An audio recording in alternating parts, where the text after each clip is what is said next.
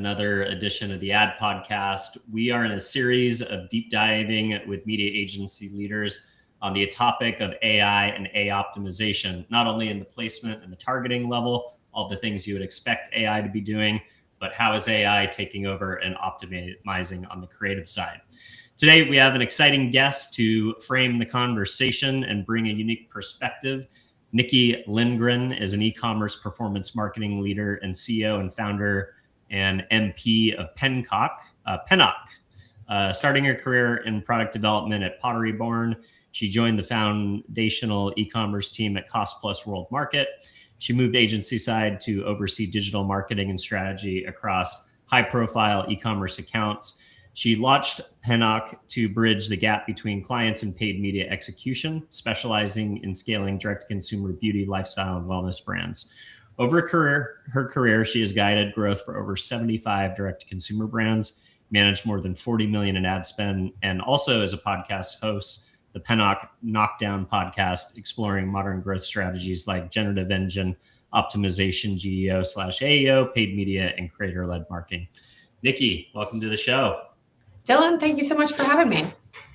So let's hop into the topic at hand, and would love to have a conversation around that, and then we'll spend a little bit more time on your broader background. Let's start with your origin story. So I gave a great bio there. You've had some really great experiences, but tell me a little bit about yourself. Where did you study? Where did you grow up and study? And then how did you get into the advertising world, specifically client side, inside of these larger e-commerce? These are really, Cost Plus and Pottery Barn. These are legacy big box specialty retailers inside of the home goods space. And then obviously they became early adopters to the e-com world. So I'd be curious at how you kind of found yourself in this world. Yeah, absolutely. Love it. Thank you so much for the bio there too. So to give you my layer of the background, I'm actually from a really small town in rural Minnesota called Pennock, which is the name of my agency. So I'm in the Bay Area now and have been for most of my life at this point, but I did go to, school and upbringing in rural Minnesota in Pennock. And I was very excited to get out, get away. I felt very much like an underdog being in the middle of nowhere without like a lot of internet back then when I was growing up.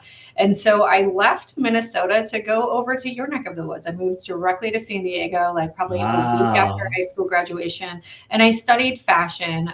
So I was aiming to work in big corporations, helping with buying and planning from an inventory and kind of like, trend analysis perspective was ultimately the goal.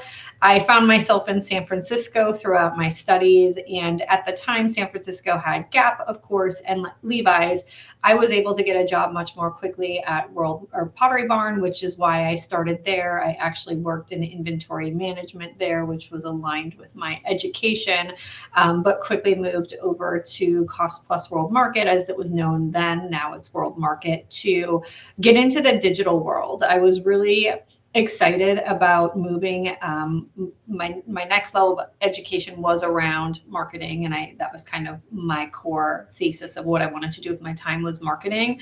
And digital was just so much more exciting than anything else on the marketing side. And inventory management, while fun and a great sustainable future to have, it just wasn't that passionate about it at the end of the day. So when this opportunity opened up at Cost Plus World Market to be on their founding e-commerce team, there were probably like 5-7 of us at the beginning. Wow. I wanted to do it, and I was actually brought in to do both inventory planning for their e-commerce store as well as marketing. So it was sort of like they were taking a gamble on me for marketing since I hadn't done it really yet, but they knew I had the inventory management chops. And that all was a wonderful start to my career in digital. And I was able to take those skills agency side. And it was just an incredible first agency experience. I just think the amount of knowledge one gets to have at their fingertips in agency world with so many different brands is super, super powerful. So that's where I really got excited and passionate about what I was doing every day. And fast forward to 6-7 years ago, I was laid off from my last full-time role I had. I was pregnant with my third kid. I knew I always wanted to do something on my own. So I was like, now is the time to see if I can start my own little boutique agency. And we've been, in business ever since. And now primarily focused on beauty, which was not really the intent when I launched Pennock. What I found was there was so much rapid growth in emerging beauty brands. It was becoming very quick to formulate product. It was coming very quick and affordable to launch a brand. So there were just so many players in the emerging beauty space. And we had a lot of agency friendlies who did complementary services to us that came from beauty. So it's just a natural extension for us to kind of squarely fall into DTC beauty as opposed to like just DTC as a whole. Very cool. Awesome for all of your success. We talked about 75 brands and 40 million in ad spend over your career. I find that wild that you launched your agency while pregnant with your third child. Was that hard at all to juggle a growing family and launching an entrepreneurial endeavor kind of at the same time, or was that something like I only ask because my former agency I was with as the chief growth officer for 9 years, our CEO was a female founder, and she had 3 kids over the 9 years that I worked with her, which it was an awesome partnership. I was able to support her for 3 6-month maternity leaves during my time at that agency, which was great.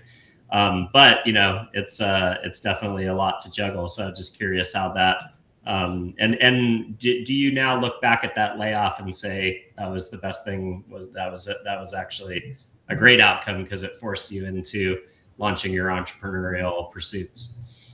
Yeah, I mean, it was a really good kick to kind of do this because I think otherwise I was really, in the typical traditional mindset of just like go off and find another director of marketing, VP role, whatever I could get my hands on. But I was in Mountain View, California at the time, which is a great place to be. There's a ton of business going on there. It was just a little outside of the range of DTC. So I was finding work more in like the service technology space and more B2B. So, at that moment, really, when I was laid off, I was at a wearable tech company, kind of like a Fitbit, but a smaller competitor out of China that was emerging here in the US. And I honestly wasn't really looking for work at that point. I was like, I'm just going to figure out how to at least do fractional work minimum, if not just stack up this agency. So I would say like the interesting things around the timeline of the family and all that fun stuff is, to start out, I wasn't like full-time employees, come here, I have money for you, because that wasn't true. So I was working with a lot of freelancers who were great. But I think there was just some level of nerves I had around people who were not fully committed to working with me for me. And so, sometimes my team members wouldn't be showing up on calls and I wasn't that familiar with what was going on. Now I have to like act like the person who has the deep knowledge over a client's position, et cetera. So it just became too taxing on me to be able to keep calm in all those situations. So as soon as we had enough client load to validate full-time employment, I just went ahead and made that first full-time hire. And it was such a fun, crazy time because now we're talking about like the pandemic just hit. My new employee literally started 2 weeks ago. My best client, my biggest retainer, not only paused immediately, but said any open invoices, and they were like net 60 terms at the time because they were like the big guy and I just had to fall in line with however they could pay me. They weren't going to pay anything that was open. So I would suddenly have a full-time staff member at a pretty good Bay Area salary, and I don't have enough money to validate her being here. So we were really kind of pedal to the metal trying to figure out how to close new business. And we had a good run, but it was definitely a turbulent time for sure when it was just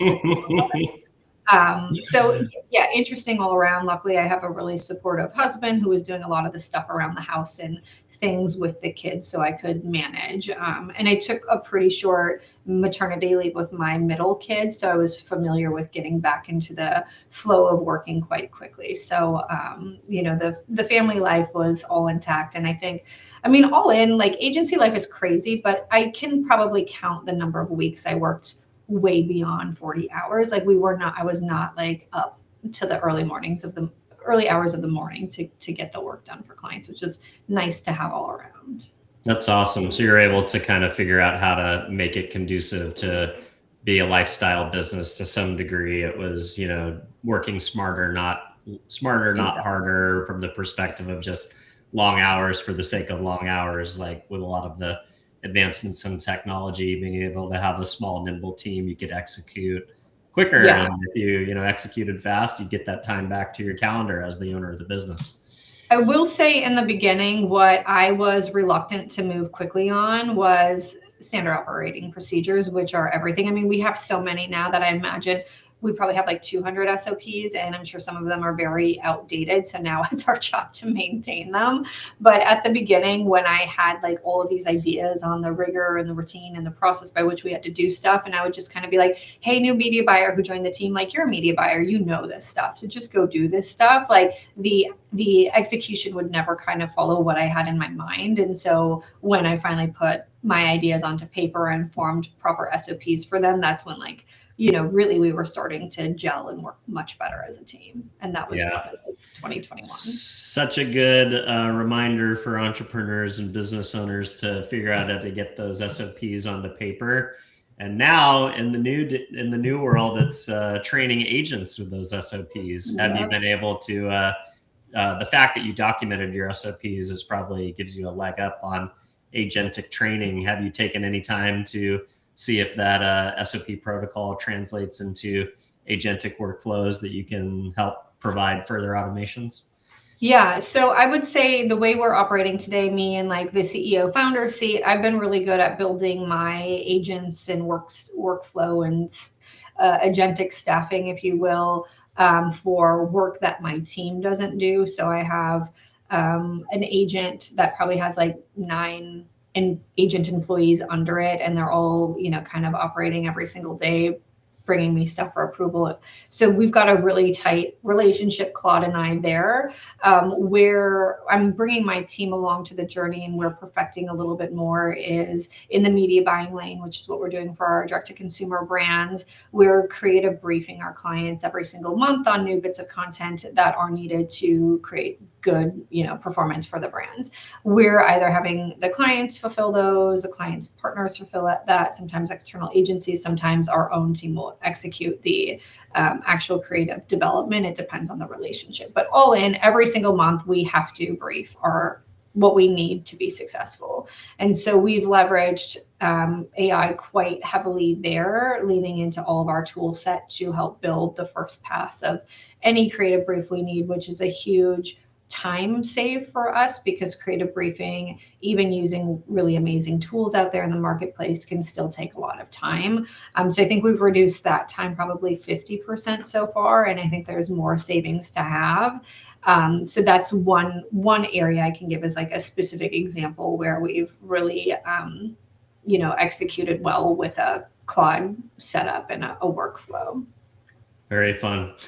All right, well, let's jump into the topic at hand. So I put out a request on Quoted a few weeks back because I had read this really interesting Substack that came across my desk, basically talking about how Meta had added these AI-enabled features inside of Advantage Plus.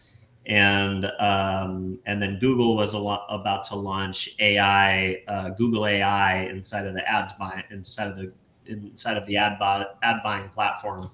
And I think we've always expected that machine learning, before it was called AI, and AI was influencing placements inside of these walled gardens, whether it's buyer signals, when to serve a particular ad, context, where somebody is in the world. They were said that the machine learning and algorithms of the ads products were hoovering in all this data and then finding the right moments and the right context into what to put our ads in front of consumers to drive the right outcome. But what we hadn't heard a lot about is AI optimizing on the creative side. So what I had heard in this article is that a media agency's job more and more these days is basically policing AI modes in some of these walled gardens. AI mode is rewriting tags, it's rewriting copy, it's changing background colors on an ad, it's making tweaks to the creative. I think you want to give some amount of optimization control, even in a creative context, to find what works best, especially when you're in a performance business. But when you're dealing with a brand who spent a lot of time investing in their guidelines and has a voice and has things that they consider proprietary to them as far as their brand identity, racing to the middle, even if signals are saying so, maybe isn't something that they're comfortable with. So that was the key topic that I wanted to explore. And I think I'll just turn it over to you maybe for, a high level response to kick off the conversation. Yeah. So to start, it is true that, majority of digital ad platforms at this moment are going to see stronger results when you let all of the targeting be done by ad platform. I will say there are exclusions. So when budgets are really small, whether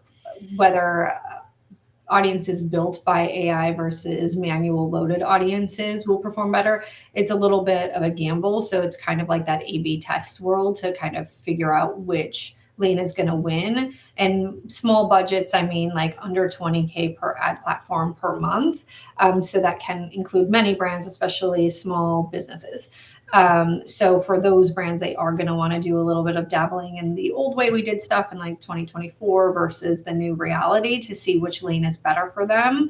But then remember, like over time, just because one wins doesn't mean, it's the winner for the next 6 months. You're probably going to have to continue testing into it.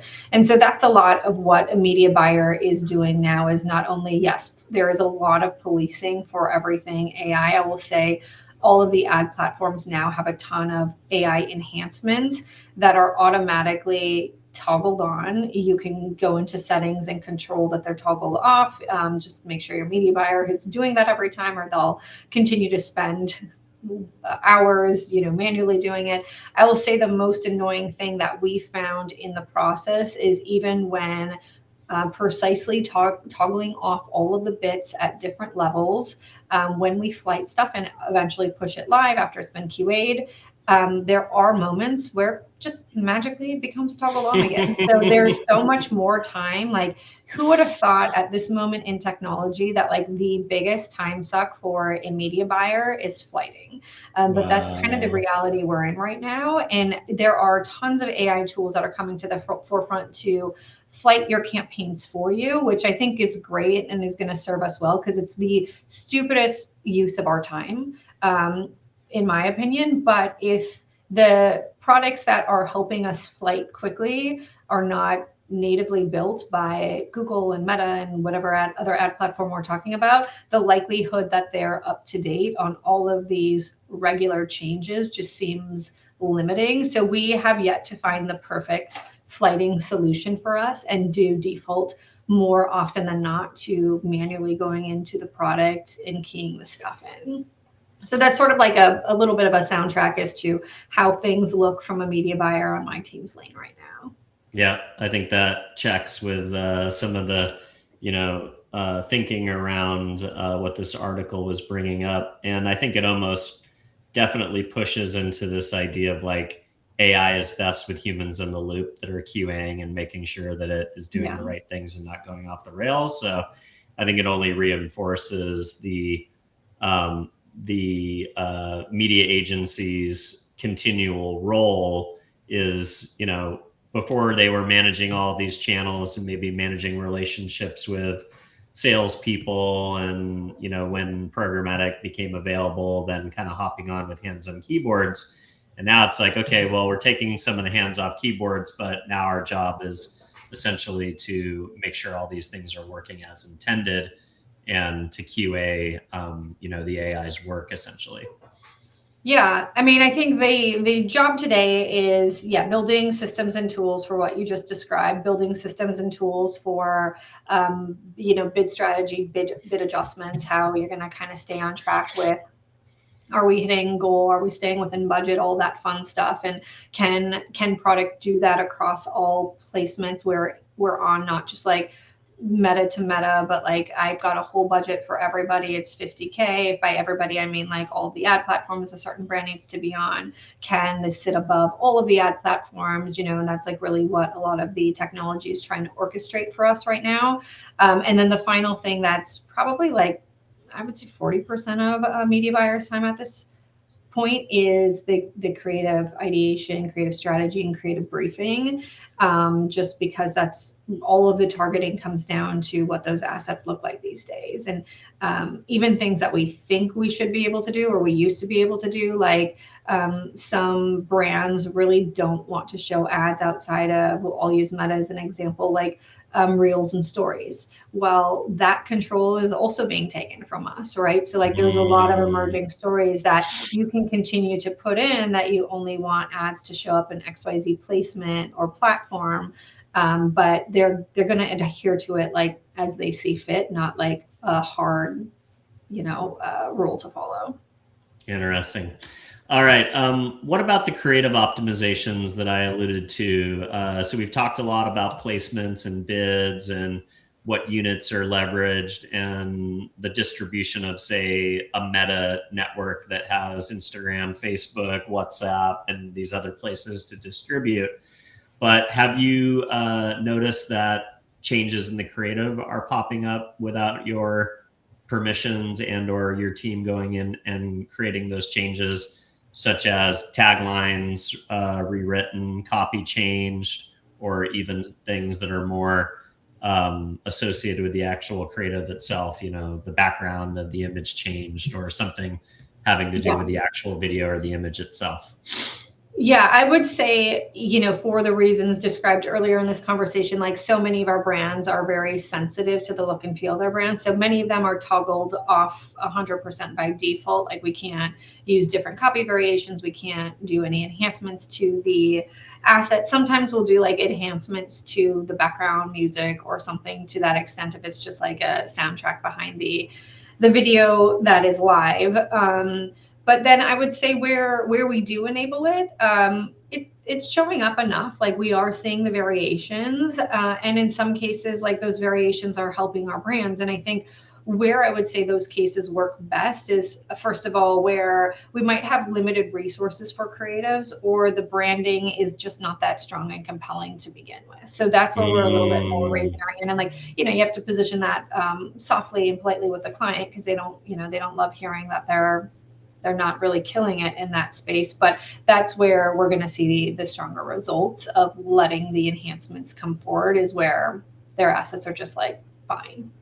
Yeah, that's interesting. So it almost comes down to a creative decisioning, where if it's a more mature direct consumer beauty brand that's really, done their homework and has their asset kit and their brand guidelines and everything well established, then maybe you're going to be more strict on the controls there. But if there may be a newer direct consumer brand who's, not quite matured to that level, they've got budget to spend, but maybe not all of the assets to power, the flighting that you need. Some of these tools can be a very helpful extension for things like resizing or just kind of getting the brand out there in the places that it needs to be.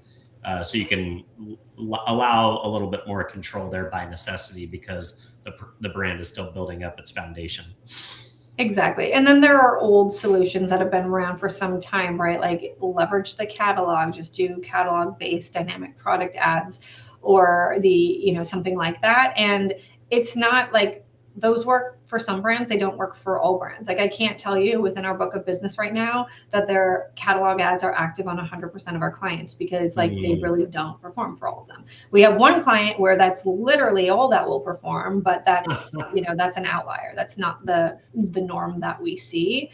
And, you know, we're testing into stuff again pretty regularly, but if we're finding catalog isn't working for said period of time to drive the conversions we needed over that window, we'll turn it off and maybe try it again in another month or two.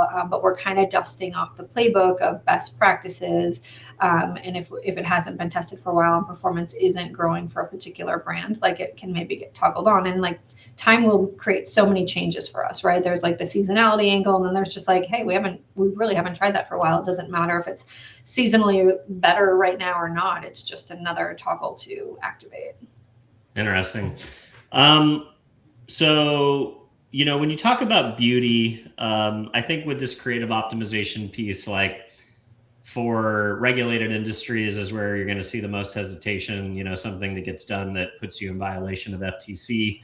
And beauty is not necessarily regulated, but there are some things that have been implemented around claims. Like you can't enhance a image and make a mascara look a way that doesn't actually show up when you use it. You can't make claims about beauty products that do things to make you look younger, or make you look this or that.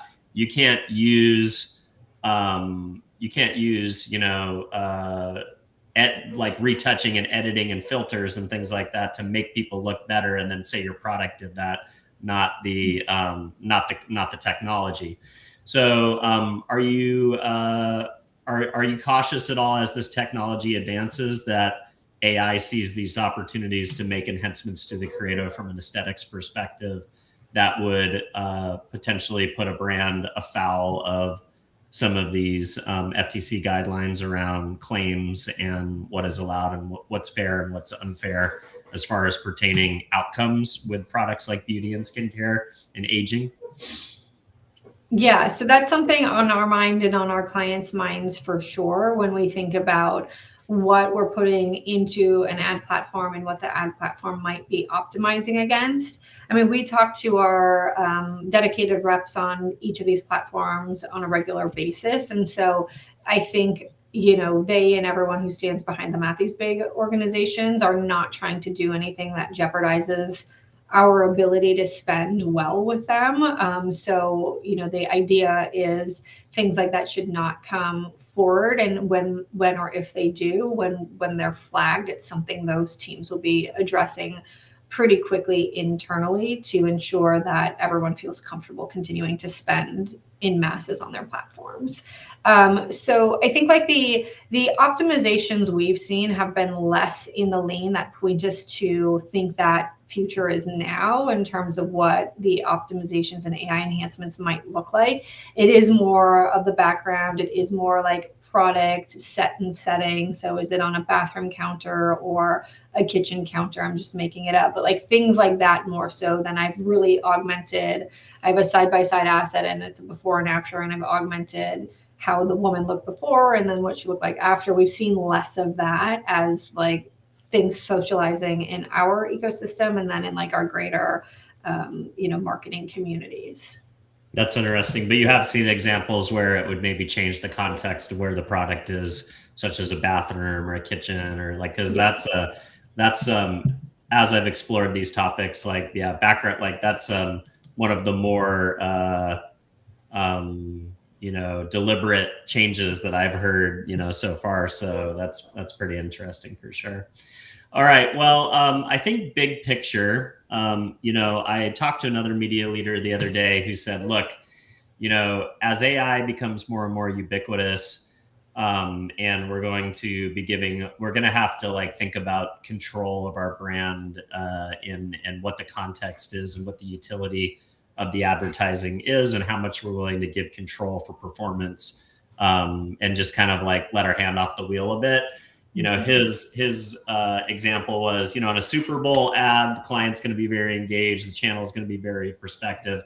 Every detail is going to be carefully planned and orchestrated, and very little is going to be handed over to, you know, the machine, so to speak, to, you know, weigh in and have impact on the creative, because that's a big moment with a lot of eyes and it's very important and it's a huge investment.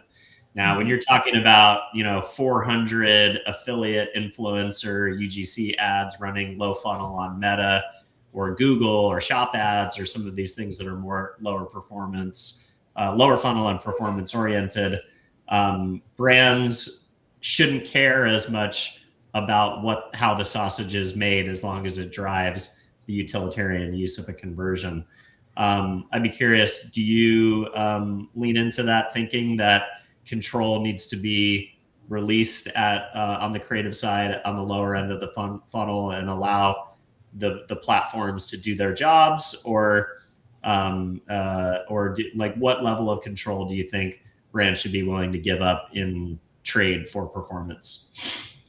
Yeah, I mean, so the real answer is, like, if a business is really focused on their growth and they know they have it really well in a platform that does a lot of enhancements, like, they've already bought in, like, they've already said that they're okay with it because they have no choice. So I think for those brands that are really sensitive and need all that control, if the continuation of the auto enhancements on Google and Meta continue to give control to AI and not to us to mandate, then they're probably going to need to start looking for different platforms to spend their money and time on.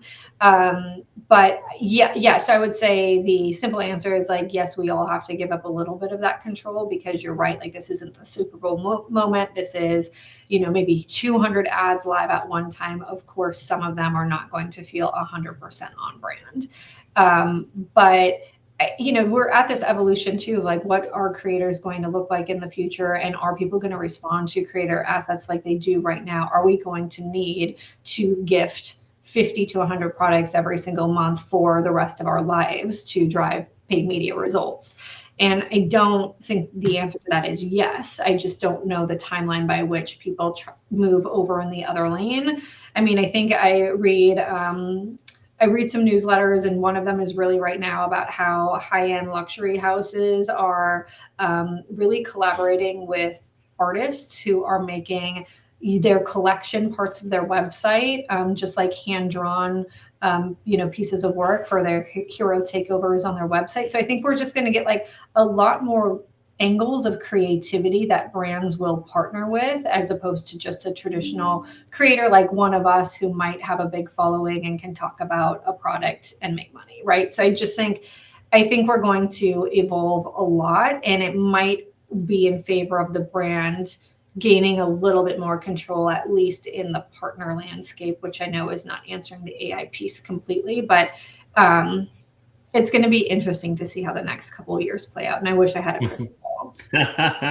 So you mentioned something that's interesting, 50 to 100 samples gifted, and then all of the chasing of, like, did it get to the right person? Did they receive it? When are they going to create the video? When am I going to get the video back? Was it on brief? All the things that come with generating UGC in a sampling campaign.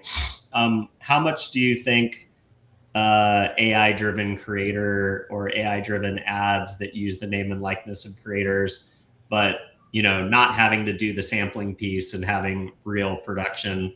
I don't know.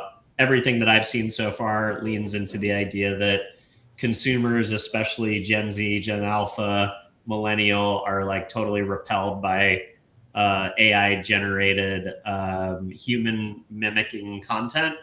And if it has to be watermarked as AI, it actually decreases performance quite dramatically in the platforms. But it feels like at some point the race to speed and efficiency might outweigh a minor decrease in performance. If I could get those 50 to 100 assets back in a day versus 2 to 4 weeks to mail it out and to get all that production done, then maybe I'm willing to sacrifice some performance authenticity in exchange for, like, getting things done fast.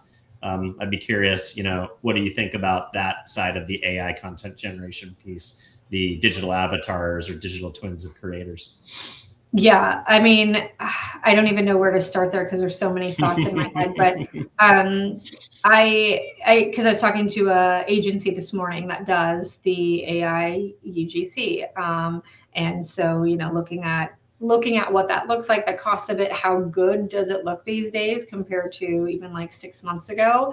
But to answer your question, I mean, that might help expedite the angle I'm pushing, which is we need less of these creators every single month, because you're right. Like anyone who's trying to get ahead quickly, any brand is going to find the creative partner who can whip up 200, fake creators with AI talking about a product that they never were shipped and never actually tried, because it's so much more cost effective for the business to do it that way. And I think when this sentiment is that's what brands are doing at scale, we're going to all be like, forget about this. Anytime I see a creator talking about a product, I'm done. Like I'm moving on quickly, swipe. Like I don't care. I don't trust it. It's fake. Yeah, it'll become So like that, banner. It'll become even less authentic and like full banner blindness as it pertains to the creator economy.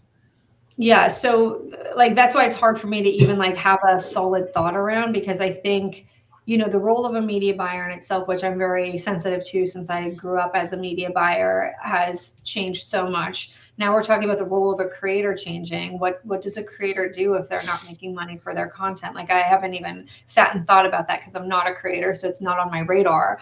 But like, everything so many of us have done for the last couple of years is shifting rapidly. So I don't know that I answered your question, but those are the thoughts I have around it. And I 100% agree. Like if it's very clear to us by the watermark, by just our human eye, and we can tell it's not a person, like not engaging. Like I'm not going to listen to a fake me talk about something. Like it's weird. Totally. Well, thank you for this perspective around, the AIification of these walled garden funnels and the creative optimizations and the media optimizations. I think it's an exciting, brave new world that we live in, and an important time for media buyers to think about where do they sit in the ecosystem and their value proposition to clients and all of these things. So really appreciate your participation in that conversation. If you wouldn't mind, we'll spend the rest of the show, diving into some more of your background. And I was really obviously curious as a fellow podcaster. I love that you have a podcast as well. I'd be curious when you launched it and why did you launch it and how has it added value to your business? Yeah, happy to answer that. So we launched the podcast about a year and a half ago. It's a little bit on the back burner over the summer months, maybe as one could expect, doing stuff with family in the summer and so on. But really the goal for me was to get in front of and have more FaceTime with VPs, CMOs inside these emerging brands to really start to have a discussion around what's working for them and what isn't working for them. And what it quickly evolved to were some of our agency friendlies, complementary businesses we work with, whether that be like some of our reps at Google have come on the podcast, our email agency, some fractional CMOs we work with have also come on the show. So it's really kind of become just a fun place for me to hang out and talk with people about what's going on in the industry. So fun. So for you, the conversations are as important as, potential platforming and audience building and generating kind of B2B awareness and inbound leads and stuff like that. It's the 100%. conversations that you get to have. Very cool. I love that. All right. Love to jump into a little bit of the conversation around traditional SEO and the convergence or moving of the hockey stick to GEO and AEO. You guys explicitly help brands optimize for AI search alongside traditional SEO. How are AI search engines fundamentally changing organic discovery for e-com products? Yeah. Well, I would say for starters, like when you're in a brand and you're trying to figure out how to grow channels, SEO best practices are still very front and center to the way we're thinking of operating. I mean, you still need good title tags, you still need good header tags and content on the website. So it's not like we're throwing SEO out of the equation completely and we're moving into this new world. The way we're thinking about enhancing for our brands and we're seeing success is really around continuing to explore other opportunities in what I'll call evergreen or business as usual parts of the website. So of course, there's a lot going on in the AI search space related to content development. And like, I've heard some brands are blogging every single hour through AI because they just want content. I'm like, oh my gosh, please stop. Like that's too much. But it's true. Like, we've done tactics, not quite like that, but we've done tactics where it's a little bit more AI generated content more frequently than we were able to do it ourselves. And we've seen some wins. So like, you're gonna play the game while it exists and it's yours to win. But I think long term, that's not really what we're pushing our brands to do. What we want to do is continue to build content and authority within their core parts of their business, not just some cheap, quick blog article we can whip up and we know we can rank well for. And so with that, that's where it kind of goes back down to the basics. Like, we want good citations, we want great information and FAQs on all of the pages that are on their evergreen sections of the website. And so the practices aren't that different. We care a little bit less about backlinks than we did before. We'd rather kind of track what's going on Reddit and some of the other sources that seem to pull in frequently for all of these different chat experiences. And then the final piece that I think everyone's well aware of now is traffic from organic is diminishing, and I think it will continue to do so. So what we're positioning our brands to understand is we're focused on the revenue from that channel, not the traffic from that channel, and we'll leverage tools and technology to understand the visibility and all of that happening off the web that we did a little less of before. It was just like impressions. And now, we want to look a little bit more deeply into like how they're getting results on different platforms. And that tool space is like evolving quite quickly too. Like, I couldn't even tell you the name of a few tools just because like there's so many we're testing simultaneously. So that's sort of where we are in the AI space and what we're doing for SEO. And I think it's been working better than I think we expected for the brands we are managing SEO for. So meaning like the traffic is declining, revenue still growing. And so like that's the story we're going to kind of continue to push and the proof points we're going to make with our brands. Yeah, it seems like the traffic is declining, but the traffic who hits the website is ready to buy because they've done their research in these AEO models and their conversion rate for sure. The funnel is compressed because they're not spending as much time researching in either third-party websites or publishers. They're just getting the information they need to know through AI and then going and making a purchase once they've figured out what brand they're ready to buy from. Yeah. And I mean, don't get me wrong, like traffic is always something we want, right? We have more first party data to have at our disposal then for other marketing opportunities. So like we still want them to the website. We're just like, the reality is even when we're doing amazingly on all of the organic platforms that we're measuring, like the traffic is just different than it used to be. Yeah. You have to figure out new incentives to get them to the website other than research. Yep, exactly. Got it. Cool.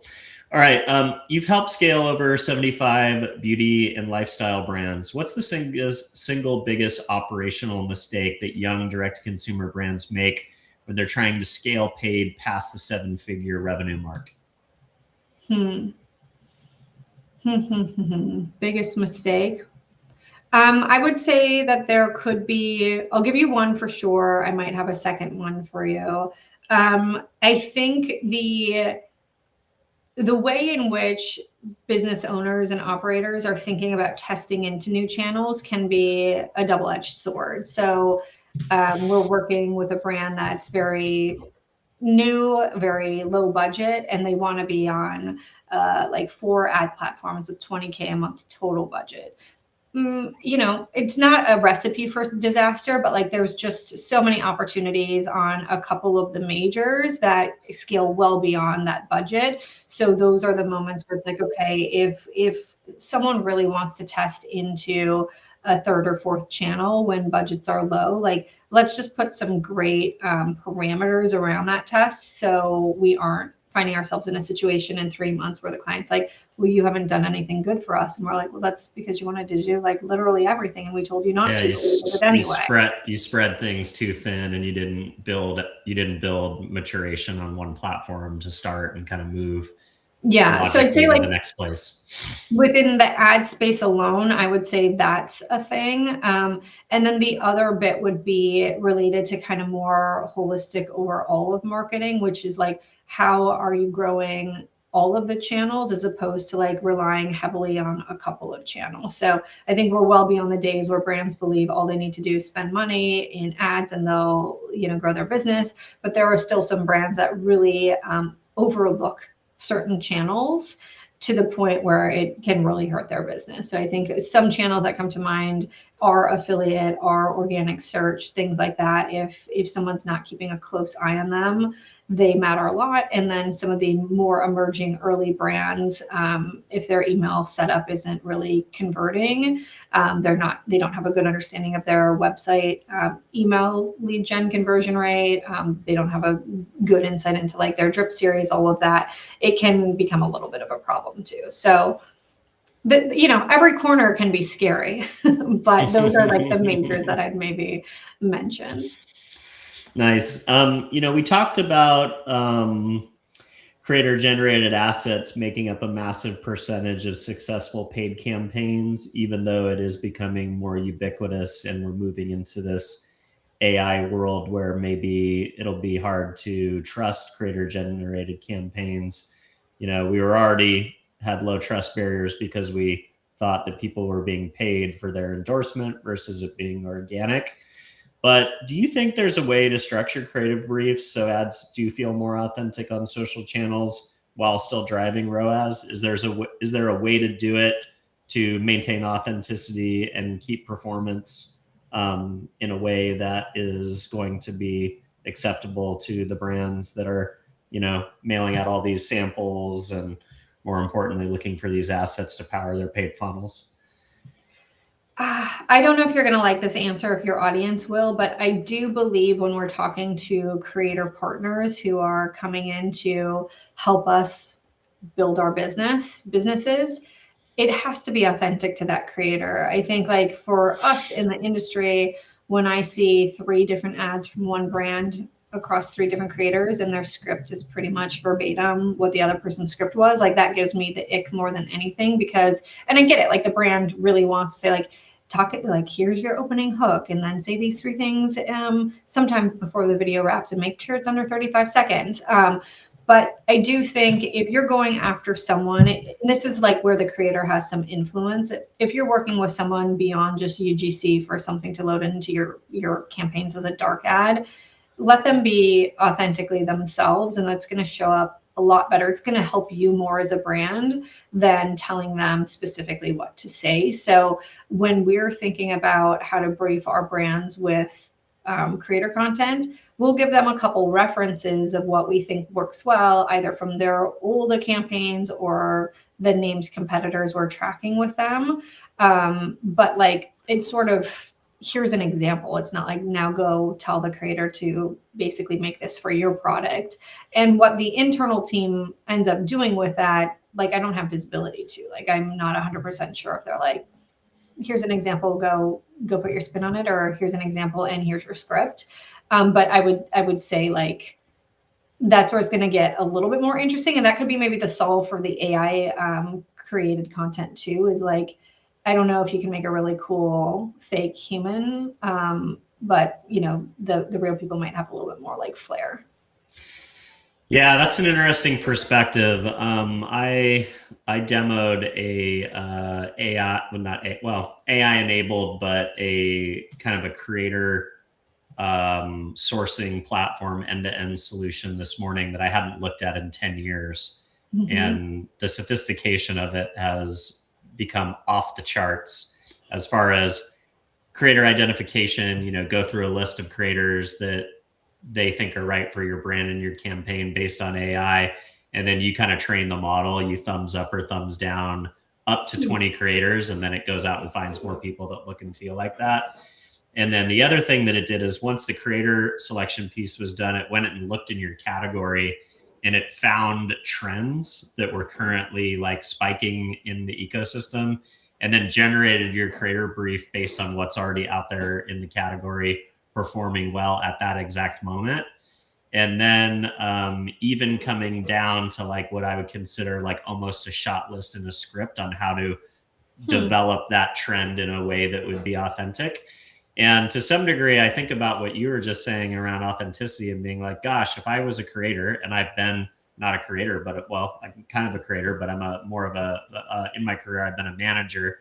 And if I got a creative brief that was like shot by shot, say this, here's the hook, here's the second, like here's what we want in the first 14 seconds. If I got something that was that prescriptive, I would probably, as a manager, say thanks, no thanks.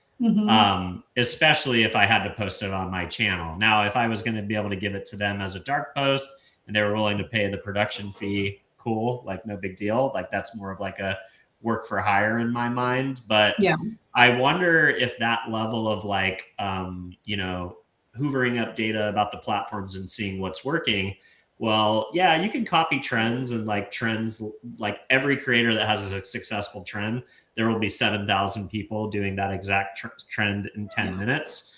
But what are the things that are breaking through and creating trends? It's the things that are popping organically that have never been done before too. Right. And it's like giving creators that flexibility to ideate and find something and think of something that might go out and be the next trend is part of the magic of creator marketing, at least from my perspective. So yeah, it's a brave new world.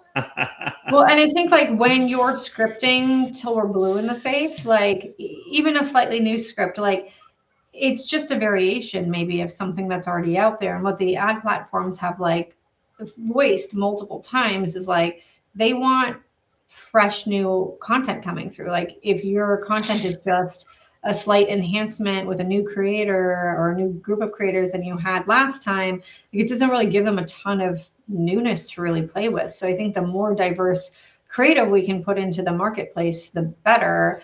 And if we're analyzing things to pieces, sometimes I think the unique ideas from it get missed and we're just following a kind of more of a playbook that already existed. So I don't know. I mean, I think it's pretty true in the accounts we run where we do get a lot of iterations from clients back rather than like really cool new ideas. It's hard to make a huge change for their business. It's just more interesting. That's great. Well, that's good to see that you've seen creativity and freshness as far as, campaign updates and refreshes be not only impactful, it's impactful to the bottom line versus just rinse and repeating the same campaign. Yeah. That's cool. Yeah. All right. With attribution models constantly shifting, how do you use post-purchase customer surveys and other sources of first-party data to refine ad strategy rather than relying blindly on the platform dashboards? How does your attribution thinking, what's the current state of, not just trusting what you see in Ads Manager and kind of looking at a campaign more holistically? Yeah, so for majority of our brands, we're using Triple Whale for MMM modeling and just that attribution layer. So we do get to see at least, the programs are running in the same view. So that helps us not only within paid, but in the affiliate and SEO and just email, like whatever else they've got going in their mix. So that's helpful to have. I know there's pros and cons to everything, but it's slightly different than what we see in ad platform and helpful to see apples to apples everywhere. When it comes to first party data, we are leveraging Shopify shop data for our Shopify Plus customers or brands. So we are ingesting that data into our ad platforms to do remarketing to people who've been to certain parts of the website but haven't converted. So different strategies there in terms of just leveraging data a little bit more cleanly than we maybe could from the default CAPI integration.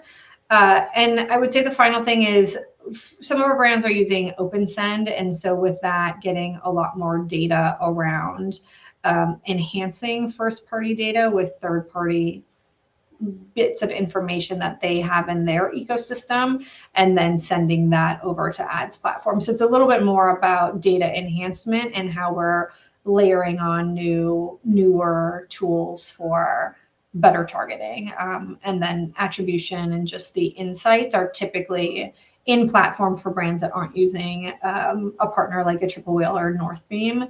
And then when they are using one of those products, it's like basically everything we are optimizing against is done in platform, in Triple Whale rather. So when we are looking at platform, like in all the cases, like MER is really, really important for us too, so that we aren't focused on the wrong metric with the brand. Would you define MER for anybody in the audience that doesn't know what that stands for? Yes, it's marketing efficiency ratio. So it's total Shopify store revenue divided by spend is the simplest way we use it. And our brands all typically have a floor, like it needs to be above a certain number. And so while we are running with them, we're looking at ROAS or CAC or whatever their main KPI is in platform or in Triple Whale or wherever we're reporting. And we're also keeping an eye on that MER. We have many brands where, you know, ROAS might fluctuate. Some months it might be a little lower than expectations, but as long as MER is healthy, or, you know, becoming more healthy with time, we're in a good spot to continue doing what we're doing. And I think that's an important clarifying point, because we don't want to like just run Google on branded search or branded PMAX, right? Like we really want to build new business for our brands rather than just make a quick buck on people who are going to convert either way. Yeah, you don't want to like serve somebody an ad while they're on the way to the store, right? Exactly. All right. You've advocated that founders must stay at the helm and avoid letting short-term marketing shifts force them into being a jack of all trades. How do you enforce operational focus inside of your own agency? Yeah, I like that question. You know, we're constantly talking to our reps, kind of getting the latest and greatest, figuring out what betas to take care of. So I think like just being on top of what's happening on the industry and like, or in the industry. And I know, you know, we probably have different perspectives on what's important, and I'm thinking about things a little differently than the next practitioner. So I get there's shades to everything we're doing, and it kind of matters more when you think about the types of clients we're serving. So we're looking at spending time finding wins for businesses of our size first and foremost. And so if you talk to me about like the latest connected TV data layer, like we're not doing that with our brands. Like it doesn't really matter to us. So we're really kind of focused on figuring out more and moving the needle forward related to our brand success. Our measure is every brand we work with should be growing 30% year over year for every month we're with them. And so that's our eye on the prize. If we can't help them do that, and I know we're just some of their marketing mix, but ultimately what we're doing should help lift their businesses enough to do that at minimum. So that's sort of our focus point. And then as we think about like different services or expanding the way we operate, it's really, we'll trial stuff to see if we're a good fit for new extension. But like, we're not going to say we should do, I don't know, Amazon store listings, even though they're probably, I don't want to say they're not that difficult, but like, they're probably something we could do. We're not going to find one client to do that for because they need it done. We'd rather find the right partner for them to do that for, because we don't know if we're going to want to stack it up and do it over and over again. So there are some places where we're like hardline, that's not what we do. Talk to a brand today and they're like, can you do email for us too? And I'm like, well, we've got a great email partner. I'd rather just refer you to them than like, you know, sure, we can maybe help your welcome flow get more optimized, but like it's, you know, we're not doing that for other brands. So I can't say we could do it with confidence for you. And here's our partner. Nice. So stay in your lane and have a great ecosystem that, you know, you can be a good referral partner with. And I imagine those people can become good referral partners for you, for your core competencies as well. Exactly. Love it. All right. Be curious of what you currently see as the Meta versus TikTok ad dynamic. How do you advise direct-to-consumer fashion and beauty brands to approach TikTok versus Meta for top-of-funnel acquisition versus retargeting? Yeah. So the TikTok landscape we're playing most in is actually GMV Max. So we're pushing people to TikTok shop for conversion. Within that, there are a lot of nuggets around what creative is working, but by default, anyone who's talked about your brand, including yourself, and is tagging your products is eligible to be served in the ad platform. So for us, it's a little bit more of what do we have to restrict? I mean, we've got a brand that has 500 pieces of creator content coming through TikTok affiliates. 350 of them are garbage. And so we have to spend our time excluding as many of them as we can, because the brand would never want to show up with that as the reality. We are not running their TikTok affiliates. I might as well throw that out there too, which is why there's so many that are not great for them. So the landscape there is, I'd still say like lo-fi, face forward is what's working best. So we do find, again, in our emerging beauty lane, where we're working with brands that don't have huge budgets and don't have great creative resources to just, work on special projects with us, we do end up launching a lot of the same content on each platform. And we do leverage Performance Max and GMV Max or Advantage Plus rather, to do a lot of the targeting assumptions for us. So oftentimes we'll be throwing something into the mix that we believe is going to be better top of funnel. And then, as the data comes through, we'll get an indication of whether or not that's true. And that will kind of restack the mix of creative we ask for in a future time frame.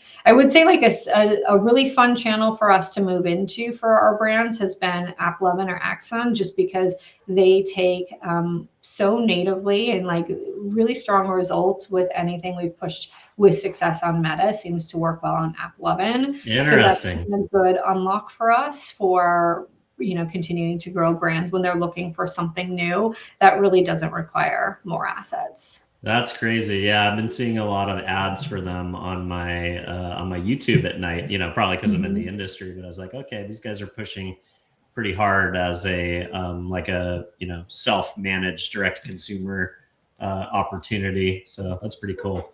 Always fun to see, where some of these new channels are unlocking. All right. Well, I know we're at the top of the hour, Nikki. Great conversation. Really appreciate being able to dive into your background and, more importantly, your context around this series of AI optimization within the walled gardens.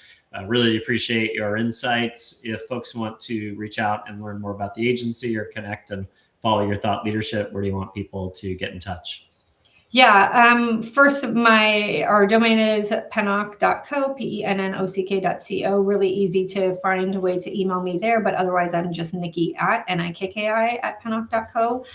Pretty active on LinkedIn, so you'll find me there too. But those would be the places to go to get in touch with me. And I love to just talk shop with brand owners and brand employees. So if you're just need someone's brain to pick, feel free to reach out at any point. Amazing. Well, thanks again for coming on the show and contributing to this series. For those of you who are at home, if you're watching the show for the first time, don't forget to give us a follow or subscribe if you want to follow more conversations in this series that we'll be rolling out over the next couple of weeks. And if you are listening to the show, if this is the first time you're listening, don't forget to give us a review on whatever podcast platform you're listening on. It's how we find a larger organic audience for the show. And last but not least, if you know somebody out there in agency land who is grappling with some of these ideas around when and how to implement AI features and where their place in the loop is, if there's a direct consumer brand who you think would benefit from some of the conversations that I had with Nikki, or just someone who you think would enjoy the show, don't forget to share. And with that, I will wish you all a great weekend. Appreciate your time, Nikki. Thank you so much, Dylan. All right. Cheers. See you soon.